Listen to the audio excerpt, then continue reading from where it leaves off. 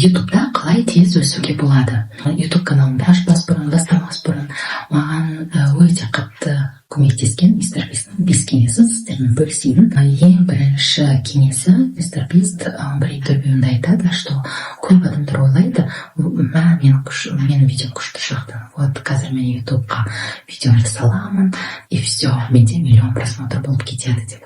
Яғни әр адам өзін ойлайды, что менің видеом самый лучший.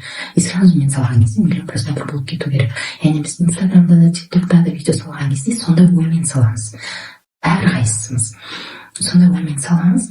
Ал сен бірінші рет ол видеоны салып тұрғаннан кейін сен әлі ешкімге танымал емес, сені білмейді, яғни простой смертныйсың. И сен сол видеоны салған кезде YouTube сені әлі танымайды, сен қандай ниша екен, тема екен, яғни сен қандай направлениеде келе жатсың, сені әлі танымайды. Естественно, ол видео сенің ешқандай қаралым алғашқы 10 күн жинамауы мүмкін, нормально. Ал біз сол видеоны салғаннан кейін миллион просмотр деп күтеміз, ойымыздағы нәрсе болмағаннан кейін, все, YouTube это не для меня, это не мое, что-то не пошло деп сөйтіп тастап кетеміз жарты-жолдан. Яғни мистер Бист айтады, сен осы YouTube'да бір жетістікке, бір хотя бы 100 просмотрға жету үшін сен алғашқы 10 видеоң ешқандай қаралым жинамайтынына көз жеткізуің керек дейді. Чтобы ютубқа оборот алу үшін минимум 100 видео салуың керек дейді. Екінші кеңес ол әрине обложка. Обложка заголовок. Яғни мистер Бисттің командасы ең бірінші видео түсірмес бұрын. Смотрите, видео, сценарий, еш нәрсе жоқ, олар обложканы ойлайды екен. Представляете? Олар бірінші обложканы заголовканы ойлайды екен.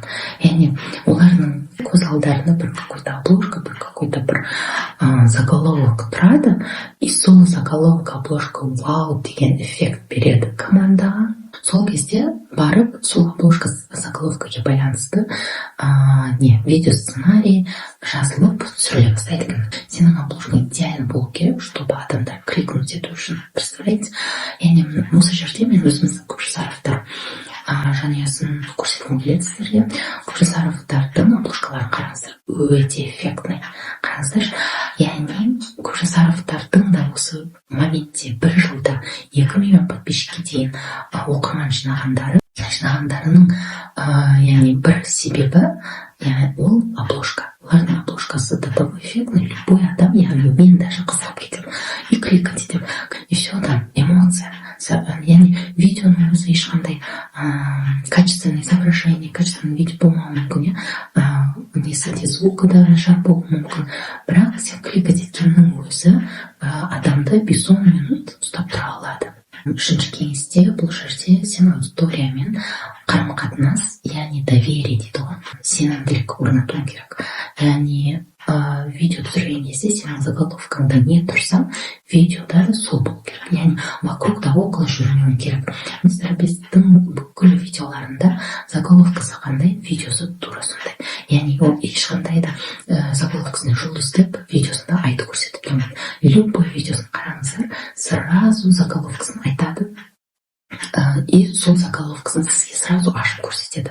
Яғни бұл жерде өтірік жоқ. $1 миллион! На нем есть буквально все, о чем можно лишь мечтать. Я покажу вам разницу между ним и роскошным островом за 150 миллионов. Огромным островом за 45 миллионов долларов. Замерзшим островом за 5 миллионов долларов. И самым дешевым частным островом в мире. Этим. Начинаю понимать, что не все на нем поместятся. Ступаю на мой новый остров. Именно, примерно, элементарно осы видео түсірген кезде мистер Бисттің 5 кеңесі дедім да? Міне, мистер Бисттің 5 кеңесі. Яғни мен мистер Бисттің өзінің жасап отырған видеоларын мысалға алып отырып сіздерге көрсетіп жатырмын. Яғни осы вокруг да около жүрмеу. И бұл жерде сіз аудиториямен сенімділік орнатасыз. Яғни бір келген аудитория сізге қайтып оралып келеді. Төртінші кеңес болған кезде мистер Бисттің яғни өзі қолданып жүрген бір методы Viewstat деген приложение бар. Барлығын көруге болады. Бұл жерде даже адам бір видеодан қанша $, ақша тауып жатыр, соны да көруге болады. Қандай обложкалар в топе тұр, қандай темалар в топе, яғни сен бір видео түсіргің келеді, сол видеоға байланысты, например, жазасың, и осы видеоға байланысты заголовкалар қандай, например, обложкалары қандай, яғни соған қарай сен өзің де видеоңды соған қарай түсірсең болады. Яғни топта тұрған видеоларға қарап, аналогично өзіңе подстраивать етіп жасап алса болады. Сол кезде, яғни топта тұрған видеоларға байланысты сен де видеоңды соған қарай түсірсең, уже топқа шығасың деген сөз. Яғни мистер Бист өзі осы приложениені қолданады. Яғни осы приложениеға қарай ол өзінің видеоларын, обложка заголовкаларын жасайды. Понимать разницу – это очень важно. И все это только начало, потому что, нажав на вкладку «Видео», вы можете перейти на любое видео на моем канале. Скажем, люди от года до 100 лет. Здесь показана ежедневная статистика просмотров именно этого видео, прямо тут. А также видно, когда мы меняли превью иконки АБ-тест-превью. Кроме того, здесь указан рейтинг видео относительно 10 других. Серьезно, просто нажмите сюда, и вы увидите, что у этого видео 4 из 10 мест. Без View Stats узнать рейтинг видео относительно 10 других на канале было невозможно. Нужно было иметь доступ к каналу. Но теперь можно узнать рейтинг любого видео на YouTube, что очень здорово. Также доступно...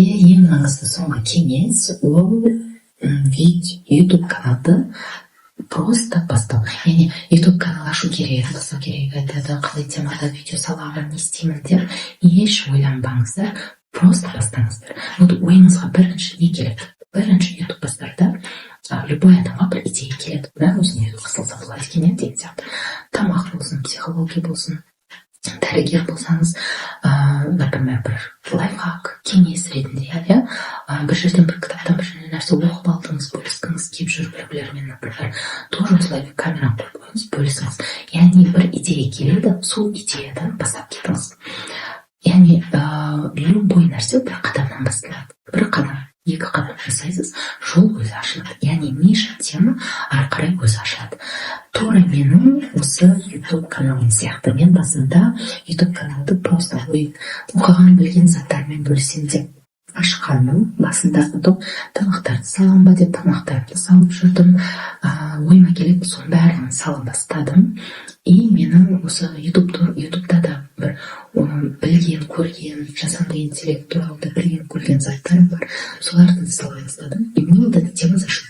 Яғни YouTube, жасанды интеллект, әлеуметтік желі, жалпы осы тематика маған ұнады. И осы тематикада мен уже ары қарай жолымды жалғастырып келе жатырмын. Сол сияқты сіздер де осы 5 кеңесті қолдана отырып, өзіңіздің нишаңызға кірістіре отырып, ары қарай жалғастырып кете беріңіздер. Сәттілік тілеймін сіздерге. Соңына дейін тыңдағандарыңызға рахмет.